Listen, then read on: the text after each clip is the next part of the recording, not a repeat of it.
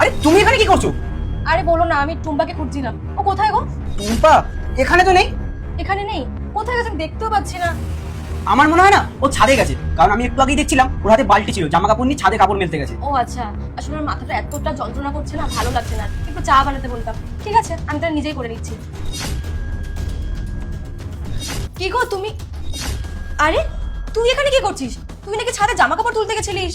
না না, আমি ছাদ থেকে চলে এসেছিলাম। আসলে তুমি কিচেনে ছিলে তো, তাই আমি তোমায় আর কিছু বলিনি। ও আচ্ছা, ঠিক আছে, যাও কাজগুলো তাহলে করে নে। হ্যাঁ ব্যাপারটা আমার ঠিক লাগছে না, দেখতে হচ্ছে পুরোটা।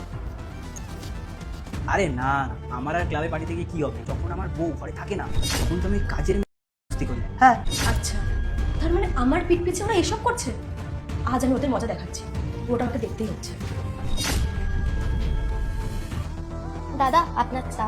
চা তো খাবোই, কিন্তু তার আগে তুই এখানে আয়। শ্রুতি, তুমি এখানে কি করছো? কি হচ্ছিল এখানে? আর তুই এত ঘাবড়াচ্ছিস কেন? আর এত লজ্জাই বা কিসের? তোদের তো এগুলো রোজকারের কাহিনী, একটা চুমুনে দিয়ে দিতে পারতিস। না না বৌদি, তুমি কিসব কথা বলছো? আমার চোখে একটা কিছু পড়ে গেছিল, তাই দাদা সরিয়ে দিচ্ছিল। আচ্ছা আচ্ছা, চোখে কিছু পড়লে কি এভাবে দেখতে হয়? আমার তো সেটা জানা ছিল না। শ্রুতি, তুমি কি জানা কথা বলছো? কাজের মেয়ের সামনে এইসব কথা কেন ডিসকাস করছো? হাতটা ছাড়ো।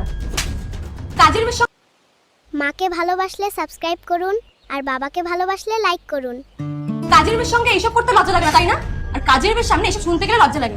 ছি, তোমাকে আমি কি বলবো? তুমি নাকি আমার হাজবেন্ড, তবে আমরা নাকি ভালোবেসে বিয়ে করেছিলাম। লাস্ট পর্যন্ত একটা কাজের মেয়ে। এভাবে তোমরা নোংরা করো না, ঠিক আছে? আর আমার দেখা হয়ে গেছে তোমরা দুজন কি করছিলে। আর তুই তুই তো এখানে কাজ করিস, কি বলতো? তোদের মতন মেয়েদের না চরিত্রটাই এটা, ঠিক আছে? আমাকে আর দেখাতে আসিস না। তোকে আমি গ্রাম থেকে নিয়ে এসেছিলাম ভালো রাখার জন্য, ভালো খাওয়া দেওয়ার জন্য, আর তুই এখানে নোংরা করতে আসছিস। তোর আসল রূপ দেখা হয়ে গেছে। চল বেরো পথ থেকে, বেরো। আর তুমি, তোমার সাথে দ্বিতীয় পর্ব দেখতে এখনই সাবস্ক্রাইব করুন। পরের অংশ খুব শিগগিরই আপলোড করা হবে, মিস করবেন না।